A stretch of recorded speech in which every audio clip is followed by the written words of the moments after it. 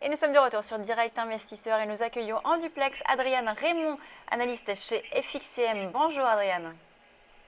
Bonjour Lucie. Alors on va parler tout d'abord de l'euro-dollar. L'euro-dollar qui a fortement chuté, qui est repassé au niveau des 1,11 dollars alors qu'on était sur pratiquement les 1,15. On a même touché les 1,1050. Est-ce que vous estimez que la poursuite de la baisse de l'euro-dollar va se poursuivre ? Alors techniquement parlant, l'euro-dollar arrive sur un support très important ce matin. Donc il est revenu sur ses plus bas du mois après donc une forte chute de plus de 3 figures depuis le début de la semaine. Le compte rendu du FOMC va déterminer si oui ou non l'euro retrouve justement la force nécessaire pour rebondir sur les 1,10 70. C'est le support journalier qu'on a travaillé ce matin. S'il arrive à rebondir avec donc une baisse du US, ça voudrait dire que les traders ayant acheté agressivement le dollar US ces dernières séances, sur spéculation justement d'un maintien du ton optimiste de la Fed vis-à-vis de l'économie américaine, ça voudrait dire que l'euro-dollar pourrait peut-être remonter vers les 1,12, peut-être même jusqu'à 1,14 dans les séances voire semaines qui viennent.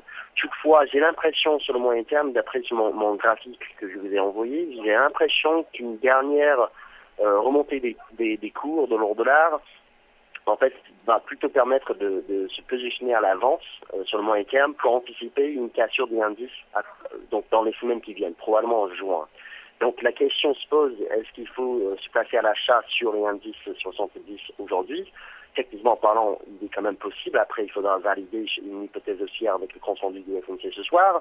Sinon, en fait, je pense qu'il est intéressant de planifier plutôt des stratégies de vente une fois que les cours remontent vers la ligne de tendance de long terme qui s'élève à peu près vers les 1,1450 désormais. Justement, Adrien, on le voit, on travaille la zone des indices en ce moment même. Vous pensez pas que la rupture de ce niveau pourrait donner lieu à une accélération baissière plutôt que d'attendre éventuellement un retour sur un 15 pour se positionner? Est-ce que on pourrait pas dès à présent se positionner sur les cours actuels pour être au moins sûr de ne pas rater le mouvement s'il part à la baisse? Alors, oui, c'est possible. En fait, je resterai prudent tant que les cours sont au-dessus des indices. Je pense qu'on pourrait peut-être faire un excès en dessous des indices 50 par exemple. Il faudra en fait absolument casser les indices à la baisse pour espérer une poursuite de ce mouvement baissier de l'euro-dollar. Auquel cas, je pense qu'en juin, on pourrait retomber vers les plus bas annuels. Donc voilà, effectivement, c'est un pivot. Techniquement parlant, c'est un pivot à 1,10 entre 1,10 et 1,1070, une zone qui doit être rapidement cassé à la baisse afin d'espérer une poursuite de ce mouvement. Je pense, d'après les probabilités, qu'on peut espérer quand même une tentative de rebond technique au début de cette séance, ce qu'on voit déjà, et peut-être même ce soir, si le dollar US se met à baisser suite au compte rendu de l'autorité, un mouvement aussi un peu plus soutenu. Donc ça invaliderait finalement le scénario de baisse, si on a ce En fait, rebond. il y a deux scénarios de baisse. En fait, Ouais. il y a deux scénarios de baisse. Soit on remonte vers les 1,14 pour mieux chuter, soit on casse les indices direct et puis on pourrait baisser davantage. D'accord. Mais quoi qu'il arrive, votre scénario est quand même un retour vers des plus bas sur l'euro-dollar, à moyen terme. Cet été, oui. Ouais. Alors, Oui. sur le Brent, on revient également sur le pétrole, avec le Brent qui est en progression ce matin. On est sur les pratiquement 65 dollars, en hausse de 1,37%. Alors, on a une petite hausse après avoir chuté quand même dernière séance. Vous en pensez quoi là du pétrole? Qu'est-ce qu'on peut faire concrètement? Est-ce qu'on poursuit le rebond? Est-ce qu'on se positionne plutôt à la baisse? Moi, je suis plutôt baissier sur le moyen terme en dessous des 69 dollars le baril. Il y avait plusieurs signes de retournement ces dernières séances, notamment une étoile filante sur le Brent sous les 69,50, c'était le 6 mai. Et en fait, depuis, effectivement, les cours sont plutôt dans une tendance neutre finalement. On a un support à 64, donc ce support a été atteint ce matin. On voit une tentative de rebond.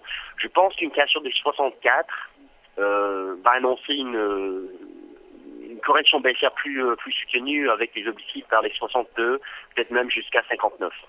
Donc en fait, d'après mon analyse technique, nous avons une ligne de tendance qui coupe vers les 69.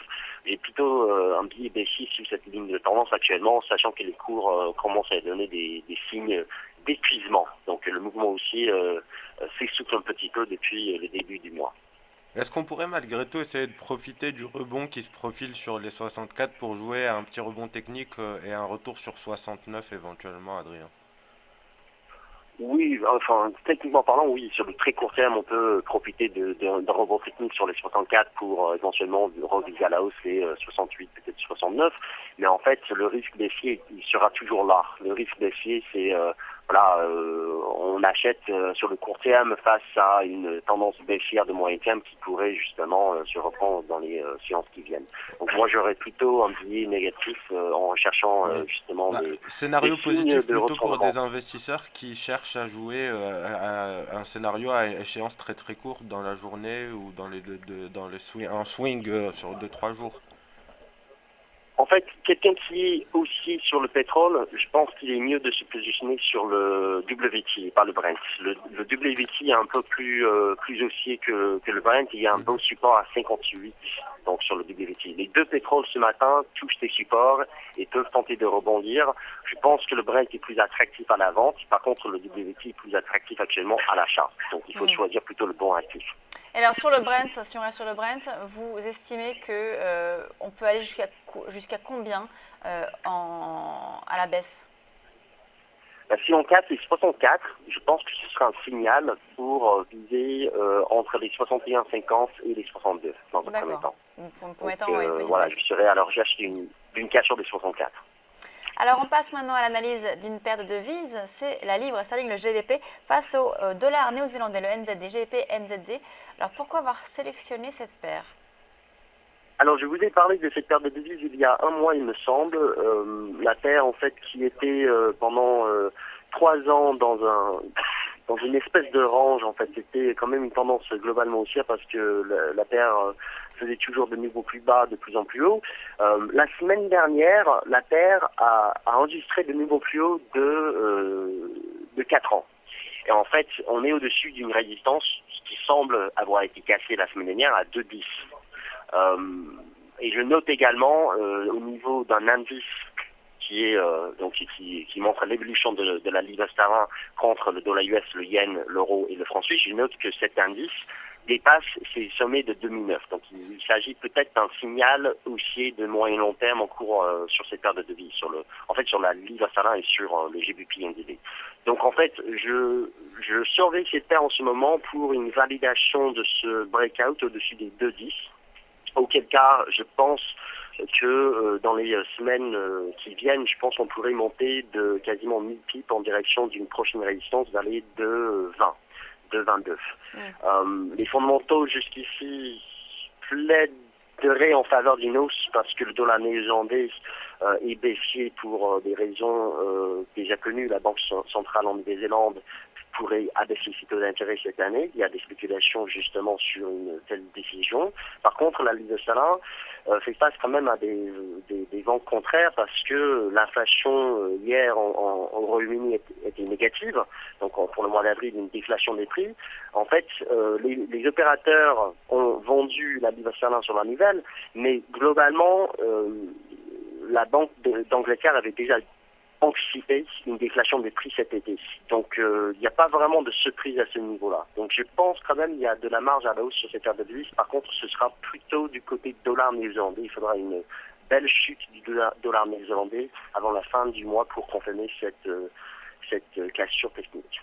C'est vrai qu'on a eu une belle hausse depuis maintenant plusieurs séances là, sur cette paire.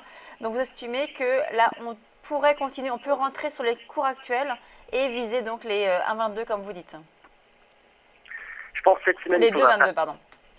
Je pense que cette semaine, il faudra patienter, il faudra voir comment la paire clôture donc vendredi soir.